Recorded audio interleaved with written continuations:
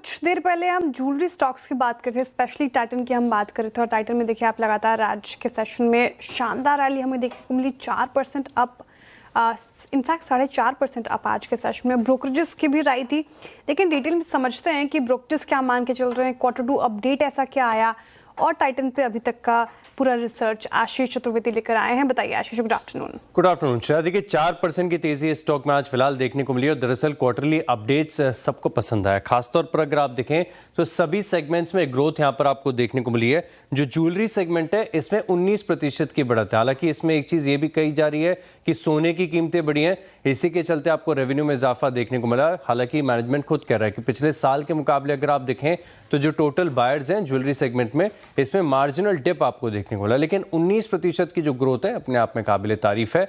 इसके अलावा कैरेट लेन यहां पर 30% की ग्रोथ देखने को मिली। जो वॉच सेगमेंट है 12% की बढ़त है। स्मार्ट वॉच इतना सिग्निफिकेंट नहीं है टाइटन की साइज को ध्यान में रखते हुए, लेकिन आईवेयर सेगमेंट में भी अगर आप देखें तो ठीक ठाक 9% की ग्रोथ नजर आई। अब बात यह है कि ऐसा नहीं कि सिर्फ इंडिया के इनके ऑपरेशंस अच्छे हुए हैं, अगर आप इंटरनेशनल ऑपरेशंस की बात करें तो खासतौर पर यूएस और गल्फ यहां पर ऑपरेशंस बड़े स्ट्रांग देखने को मिले, जहां पर जो तनिष्क का साइज है यूएस में अब एक साल के अंदर लगभग दुगना हो गया है। ओवरऑल अंतर्राष्ट्रीय बाजार में 86% की बढ़त यहां पर आपको देखने को मिली है। लेकिन इसकी की हाइलाइट्स अगर आप देखें तो ज्यादा फॉरवर्ड लुकिंग है। ये नंबर्स के बाद ब्रोकरेज की रिपोर्ट्स में पढ़ रहा था, अब ये कह रहे हैं कि FY25 में जो एबिट मार्जिन्स कंपनी ने रिपोर्ट किए थे 9.7% के, अब वो बॉटम आउट हो चुके हैं। यहाँ से एबिट मार्जिन्स में आपको सुधार ही देखने को मिलेगा और साथ में जो स्ट्रॉन्ग ब्रांड पोजीशनिंग है इसका फायदा आपको मार्केट शेयर की बढ़त के हिसाब से देखने को मिल सकता है। तो ब्रोकरेज हाउस को ये 2 पॉइंट्स काफी पसंद आ रहे हैं। रिकरिंग पॉइंट्स है जो सभी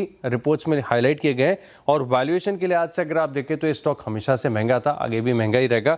अब फर्स्ट हाफ FY28 के वैल्यूएशन फॉरवर्ड EPS के हिसाब से देखें तो स्टॉक 60 टाइम्स पर चल रहा है और अगर आप इसको 60 टाइम्स के वैल्यूएशन देते हैं तो ये अपने 5 साल के औसत वैल्यूएशन से 9% अधिक है।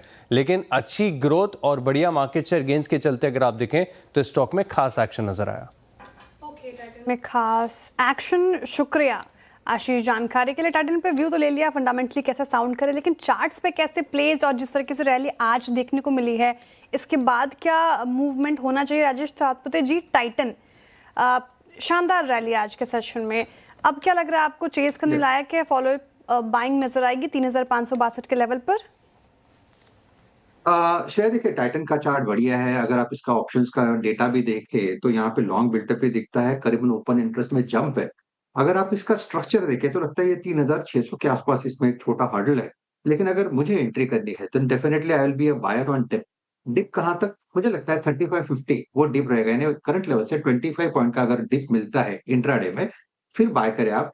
जैसे मैंने कहा 3600 एक पहला हर्डल होगा जहां पे कॉल राइटर खड़े हैं, लेकिन मुझे लगता है एज अ BTST इसका टारगेट होगा 3650 का।